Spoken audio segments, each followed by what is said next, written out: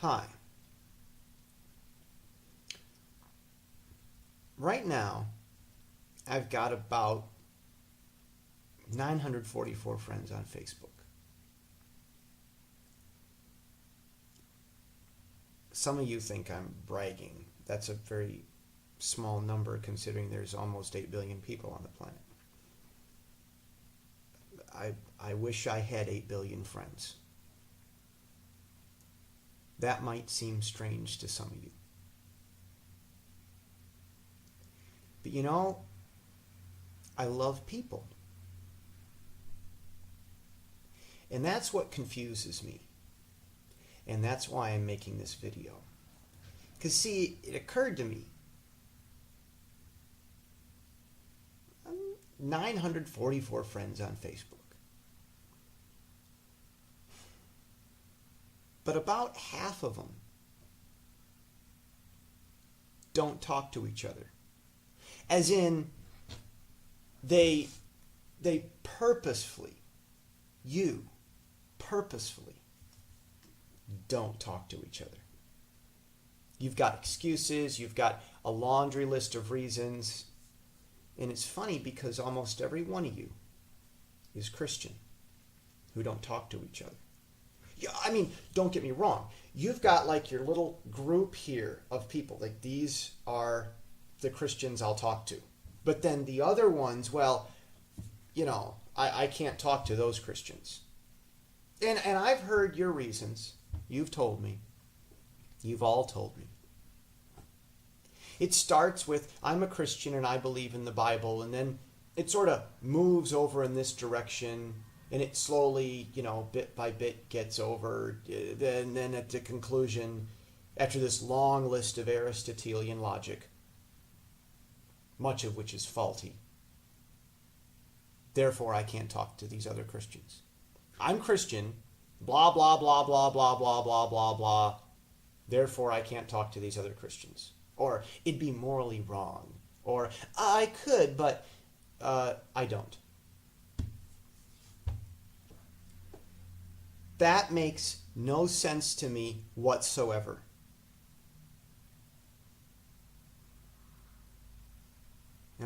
I know that we've got certain theological issues that we've got to take care of.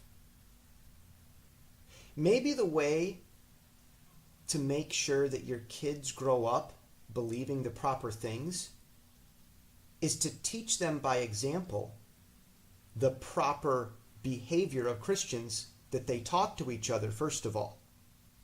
Maybe.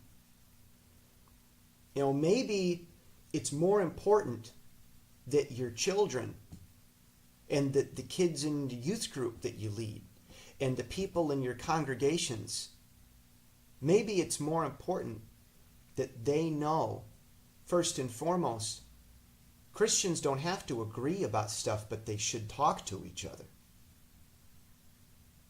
First, maybe that's more important than having a perfect record of only associating with Calvinists. You got the group over here and they're absolutely convinced that God follows Calvin. And then you've got this other group over here and they're absolutely convinced that God follows the Arminianist doctrine. And these guys, God follows lordship theology. And these guys, God follows grace theology. Well, maybe God doesn't follow any of those. And maybe with all the division at the end of the equation, maybe at the end, the result, the division after all of it, after all the convincing arguments, after all the theology papers, after all of the dissertation defenses, after all of our long litany of monotone speeches that make us all want to fall asleep, after the end of it all, which I've heard, I've understood it very thoroughly, but maybe at the end of all of it, when the fruit is division, not only does God not follow our theologies, maybe our theologies don't follow God either.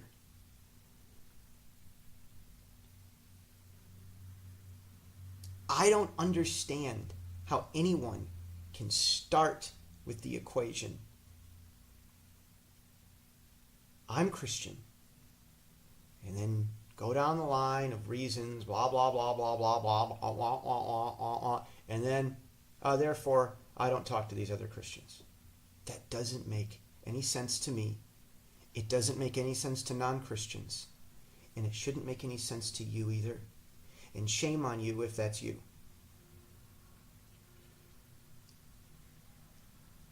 I'm torn up. Because my best friends don't talk to each other. And you give me your reasons. Oh, well, they they believe this and they do that. I'm like, really?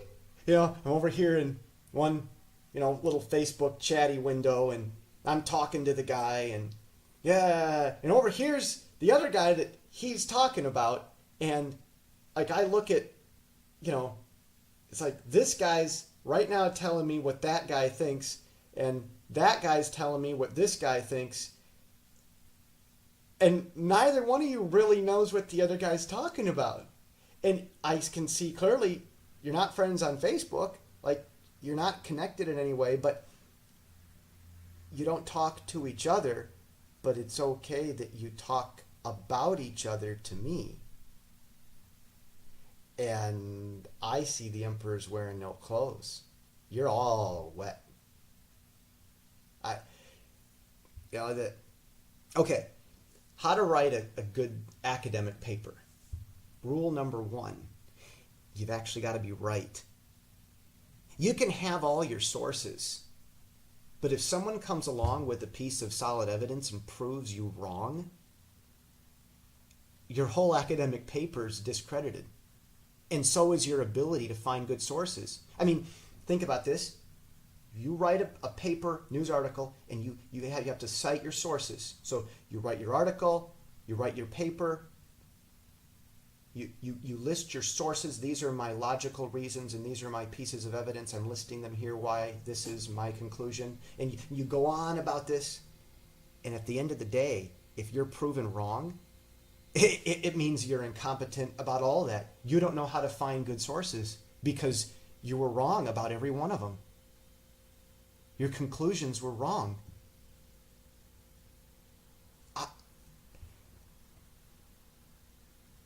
It amazes me.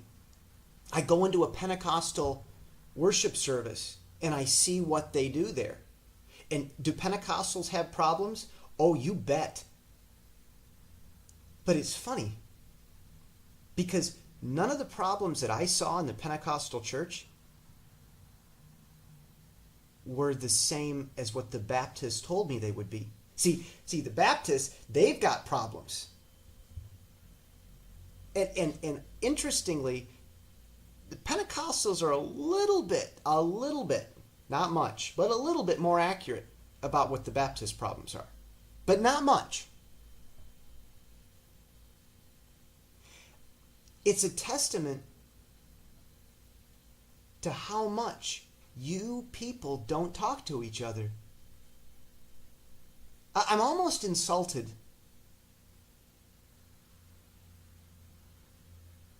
In when I was at Moody in Bible school, we'd say that's lazy. Not doing your homework, not doing your research.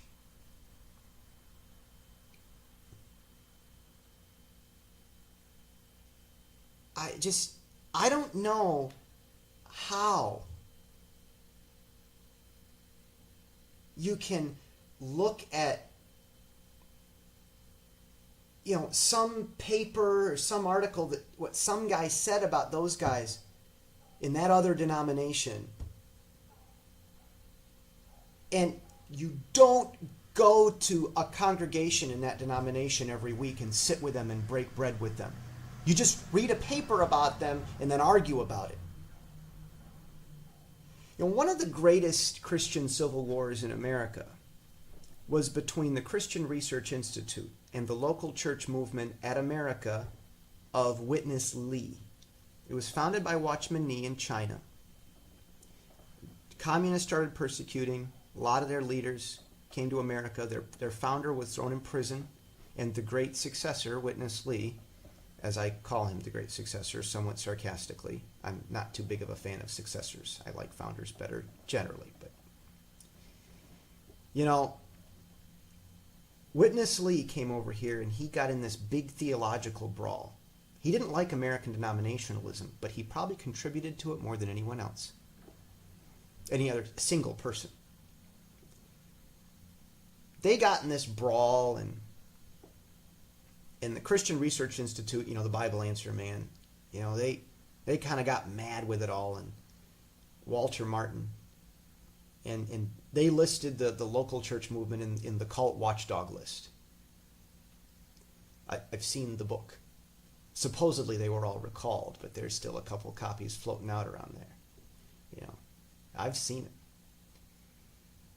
it. And of course, the Christian Research Institute doesn't want that information floating out, because recently under Hank Hengraf, they reviewed the accusation. But I'll tell you, the arguments in the division weren't necessary.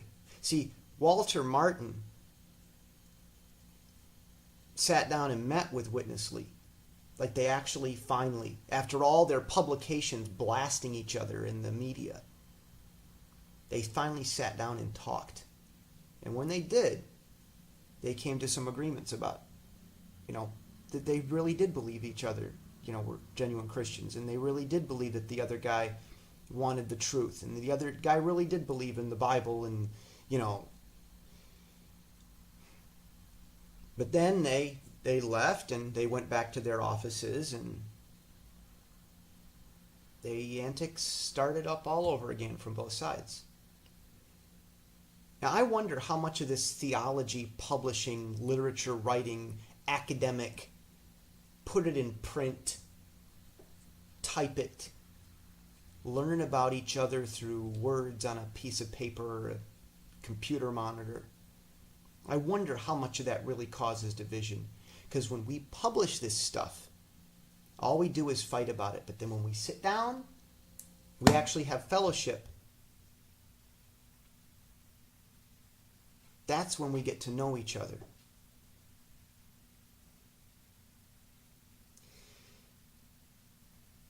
It tore me up. I'd love to have 8 billion friends just because I love people.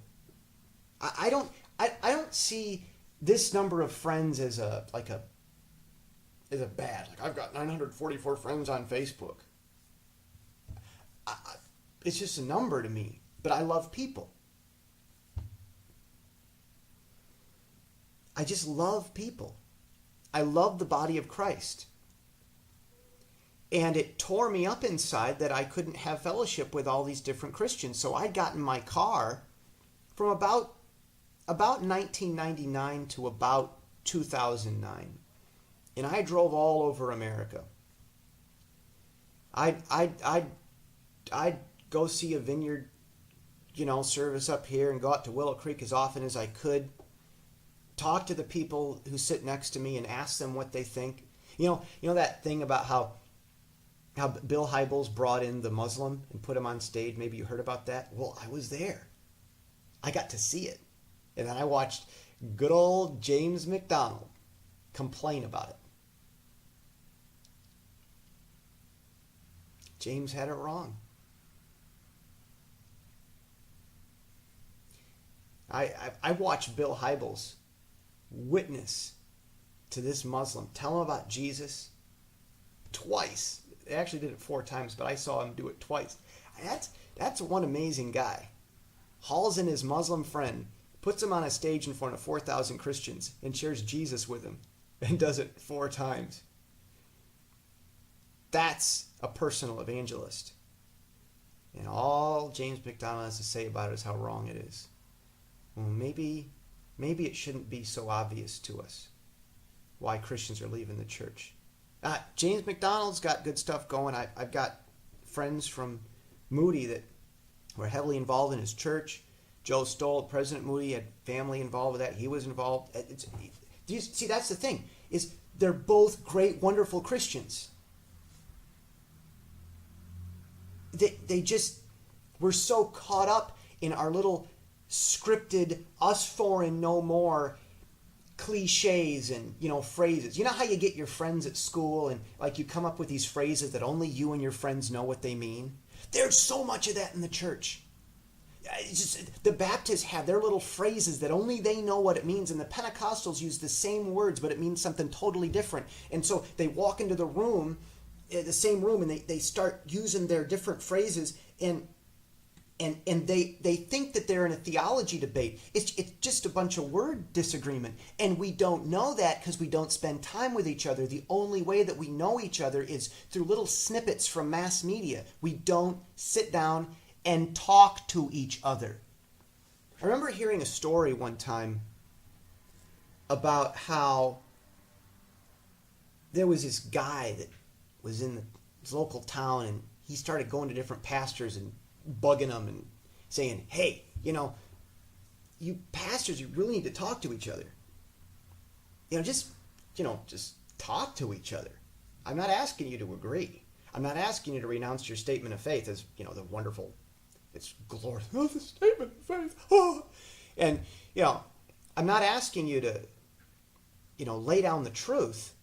I'm not asking you to give up what we know. Just talk to each other. Well, I'll pray about it. Are you kidding me? Hey, you two are Christians. You should talk to each other. Well, I'm not sure. What did you learn in Bible school? I mean, were you paying attention? But anyhow, they wouldn't talk to each other.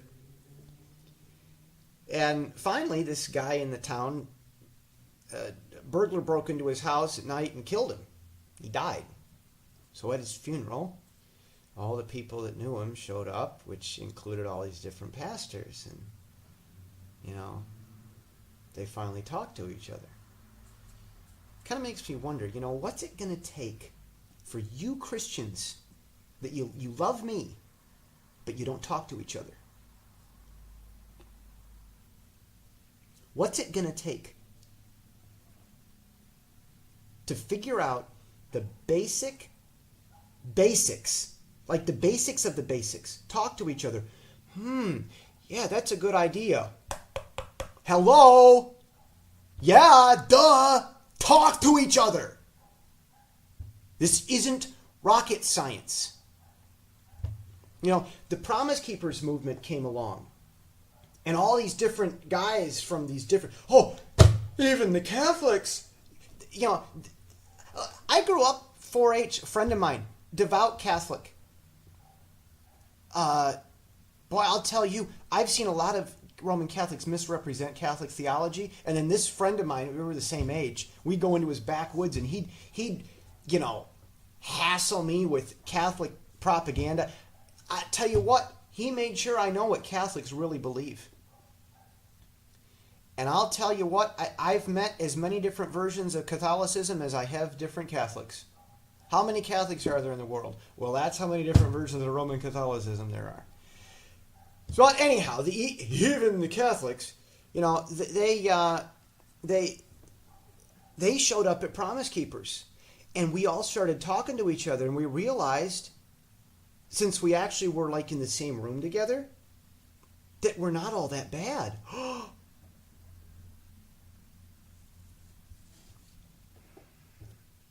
So, talk to each other. Please.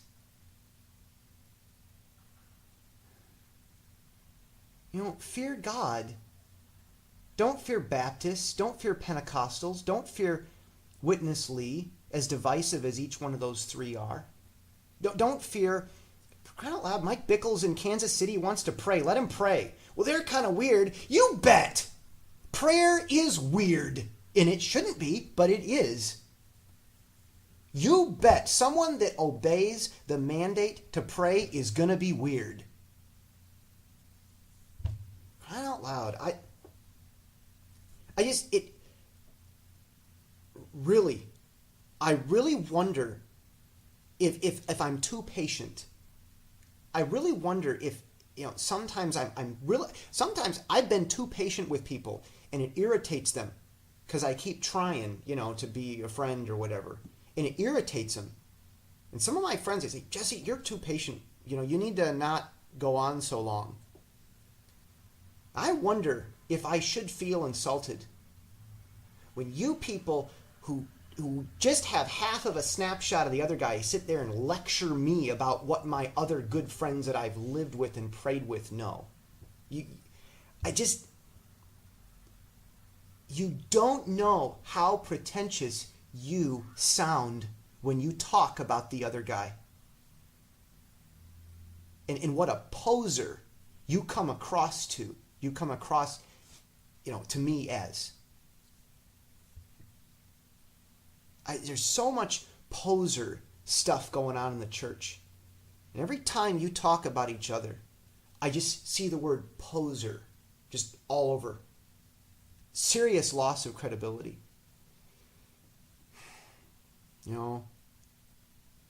It really tears me up. And so I got in my car for 10 years. I was at Bible school in Chicago. I drove all over the place. I volunteered in Cabrini Green at this church. It was a Quakers church. They call it a Friends Church. It's another name for the Quakers. And the pastor at that little place, I worked with him 4 years in Cabrini Green. And he mentioned a ministry at the Moody Bible Institute that did volunteer stuff. And he said to me,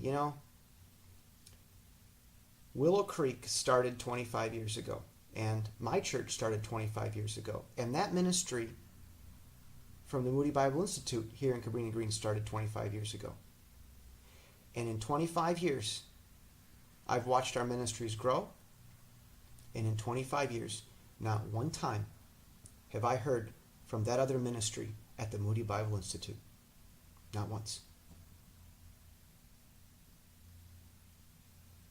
Don't you dare lecture me or anyone else about how wrong the other guys are with their theology and stuff when you won't even follow the basic principle of Christianity to talk to each other.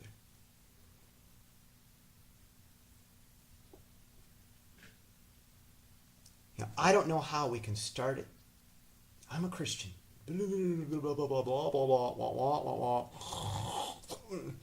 Oh, and therefore I can't talk to the other Christians. Wrong. If you have an MDiv, a master's in divinity, whatever that pretentious title is supposed to mean, a master's in what's divine, are you kidding me? We can't even broach the subject. But, okay, fine. Master's in divinity. Well, you shouldn't have one if you think there is any logical sequence for not talking to other Christians other than specific sin where you've talked to them, and disagreeing with your little verbose theological paper isn't sin.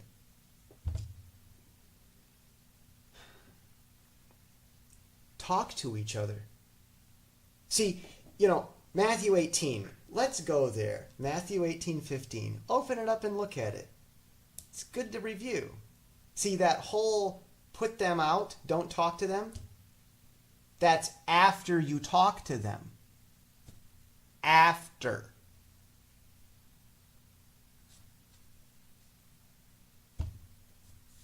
Yeah, that's a thought, isn't it? So I got in my car and I drove all over America, and I just loved people. I just loved them. I couldn't stay home. I spent the money, and I just, on accident, I drove an hour one way for 7 months to check out this Pentecostal church. I just loved them. I just loved them. It's just like a retriever. A golden retriever having to fetch the ball. I can't explain it. I have to, I just felt like running. I just went there, checked him out. I'll tell you what. This Pentecostal pastor really wanted to reach out to Joe Stoll. He wanted to get Joe Stoll to come speak at his church. I said, well, Dr. Stoll's kind of busy. to put it mildly. Don't take it personally. I'm sure he'd love to, but I'm a Pentecostal preacher that wants the son of the Southern Baptist president, Joe Stoll Sr., and this is Joe Stoll Jr., Moody, Cornerstone, that Joe Stoll. And here's this Pentecostal preacher that wants the Baptist Joe to come in and preach. Wow. I love that. I tell you, 7 months. I looked at the calendar. I said, I've been coming here on accident 7 months, just week by week. I just had to go back. It wasn't because they were Pentecostal. It's because they were Christian. I did that so many others. Mars Hill. Oh, I remember Mars Hill, Rob Bell, when it was all starting. Everybody, he was the big buzz. Oh, he's preaching on Leviticus, and the whole church grew. I remember those days back before he wore the black hat. I think people still don't understand Rob Bell. I blew the whistle on Rob long before anybody else did. I said, something's coming. It's not good. They're missing something. And of course, I defined it when no one else could. People wrote these long books, couldn't figure out what was wrong, but something's wrong. Well, substitutionary atonement is what Rob Bell would never talk about. See, he'd avoid it like the plague. Like there was this silence in his messages, and it was the shape of the cross. I mean, what I mean is substitutionary atonement. Jesus was our substitute for the punishment of sin. That specific subject was the one thing Rob Bell avoided like the plague from the beginning. He was just silent on it. And nobody could figure it out. Why? Because they didn't go to that fellowship, talk to the people, sit with them, shake Rob's hand, understand the people. See, the church tried to understand Rob Bell through the books. They didn't go have fellowship. So I blew the whistle before it was happened, and I say afterwards, there are reasons why Rob's doing that, and it's not theological. Jury's still out on Rob Bell, and it should be. You wait. Keep that hammer back in the toolbox. Don't pull it out yet.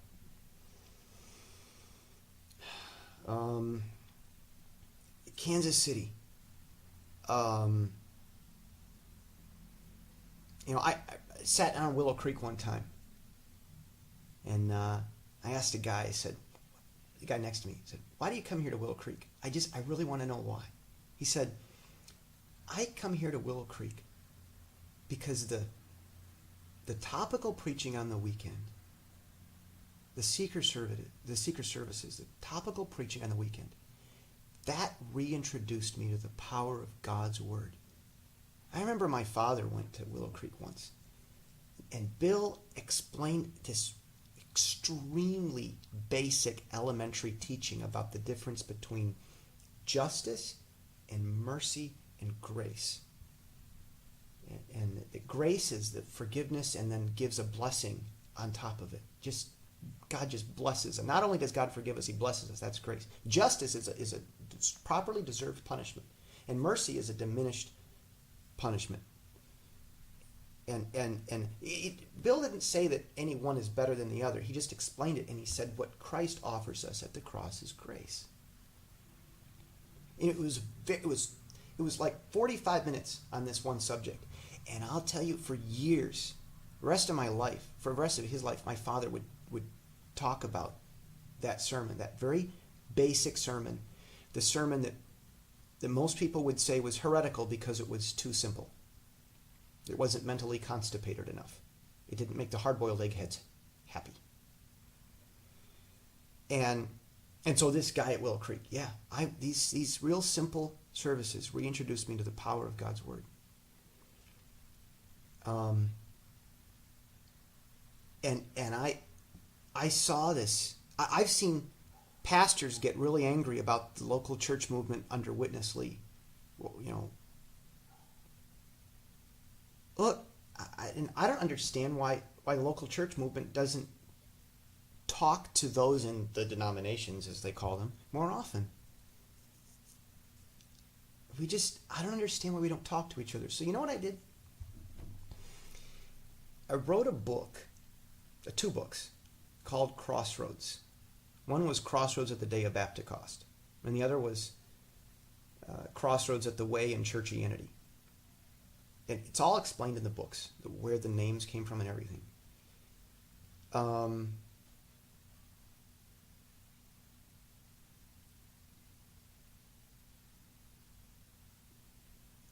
you guys don't talk to each other.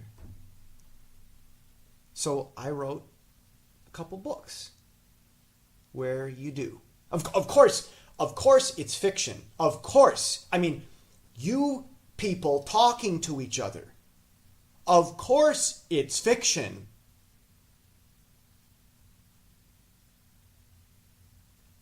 But in my little dream world, my wildest dream world, I wrote a fiction story where you people actually talk to each other.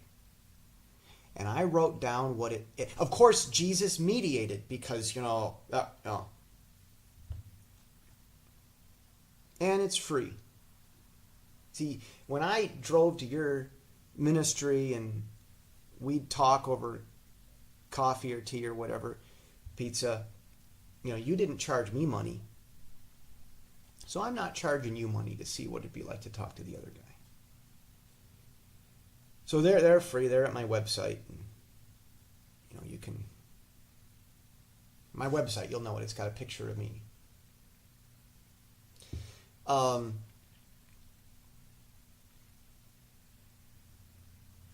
don't know what it's going to take for you guys to talk to each other. But we've got tons of fish slipping through the net. And we need to talk to each other.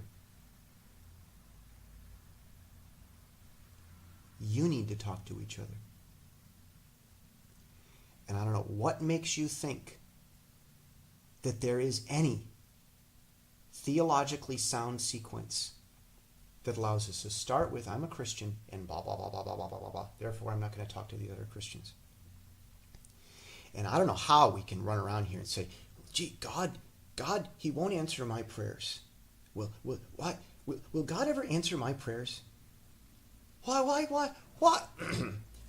Why doesn't God answer my prayers? I just don't understand. Well, why don't we answer His prayer? Excuse me. You speak for yourself.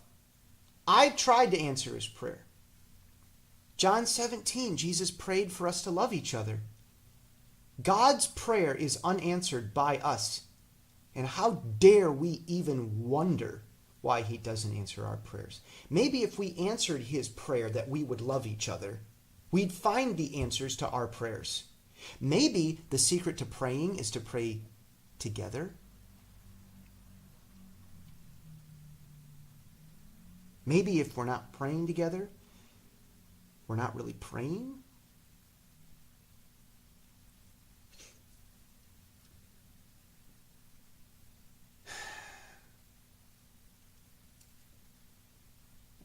When I was driving around talking to you people in your different factions, your different cliques, your different us four no more groupies, and I was getting to know you, when I was doing that, I had a lot of people ask me, why do you go to so many different churches? Have you walked out on Jesus? Are you following the Lord?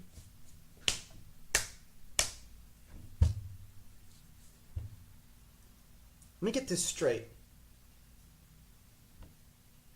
I love you. Therefore, the other guy wonders if I really love Jesus? How does that work out? I love the other guy enough to go visit him. And I miss your Sunday morning monologue, which I can download, hopefully, which you put on the internet. And I go talk to another guy once. And you wonder if I'm following the Lord? Excuse me? I'm not the one who's not talking to other Christians.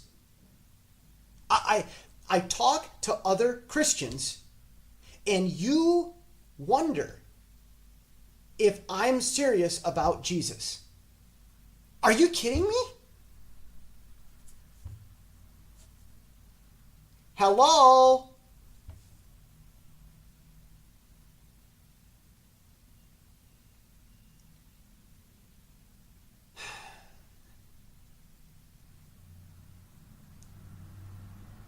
You know, there's a lot of fish slipping through the net. A lot of, especially younger generation, but some older generations, a lot of people irritated with this nonsense. It's nonsense. It's craziness. It's insanity. And you may think that, one, it's necessary craziness, which it's not. It's a necessary evil. Well, yeah, I'll agree it's evil, but it's certainly not necessary. And you may think it's necessary. Two, you may think it's palatable. You may think we can put up with it. You may think this division, this insane division in the body of Christ, is tolerable. You may think that. But I don't think so. I don't think it's necessary, and I don't think it's tolerable. And there's an entire generation of young people who ultimately have left churchianity for no other reason than you who stay and lead in the body of Christ think that this division is either necessary or tolerable, let alone both. And if you just talk to each other, all those peace lovers wouldn't have left. You think it's about, well, that guy, he went and became homosexual. Yeah, you're just saying that so that you can justify not talking to him anymore either. The truth is, that guy wouldn't have gone off to live in this sin or whatever.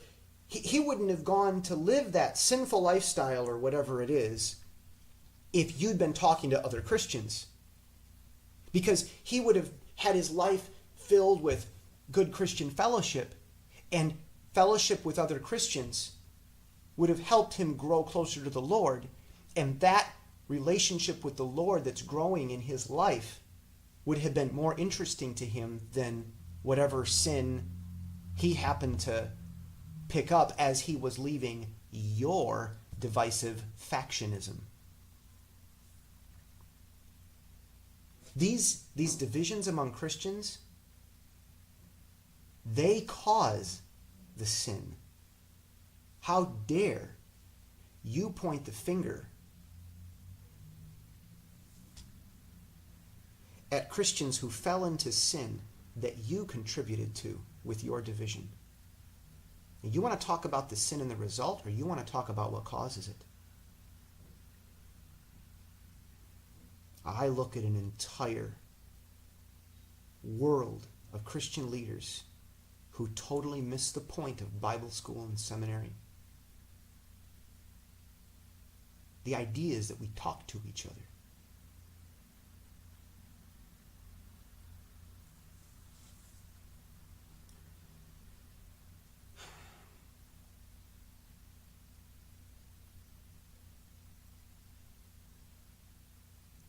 So I don't know. I don't know what it's going to take. But the nets are breaking. And the fish are slipping out.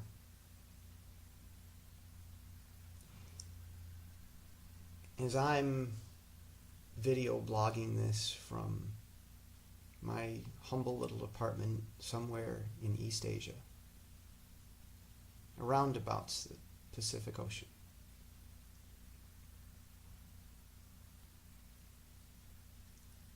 I see lots of water and lots of fish. Our nets need to be repaired.